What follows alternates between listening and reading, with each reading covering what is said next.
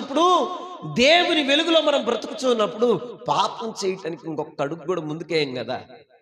అందుకు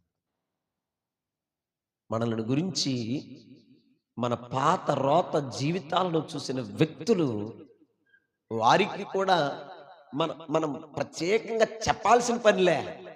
మనం చేస్తున్న ఆరాధన, ప్రకటిస్తున్న వాక్యం తప్పకుండా వారిని కూడా ప్రభువు వైపు ఆకర్షించడానికి దేవుడు కృప చూపిస్తాడు. స్తోత్రం కలుగును గాక. అది కదా ఆశీర్వాదం అంటే. అందుకే అంటున్నాడు, శాశ్వతమైన ఆశీర్వాదమును నాకు దయచే ప్రభా. ఎలాగ ఆశీర్వదిస్తావంటే, ఇదిగో భూమి మీద నీ మార్గం తెలియబడినట్టు నన్ను బట్టి. ఎస్, నిన్ను బట్టి దేవుని మార్గం తెలియబడినట్లు, నీ స్థితిగతులను బట్టి దేవుని మార్గం తెలియబడినట్లు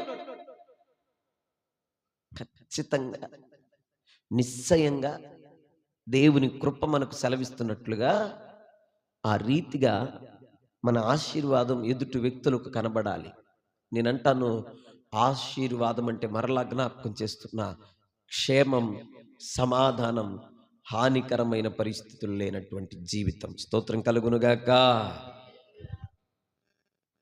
ఇరికింపబడుతున్నట్టే ఉంటాం, ఇరుకునబడం. స్తోత్రం కలుగునుగాక. అనిపిస్తుంది ఆ పరిస్థితి అంతే.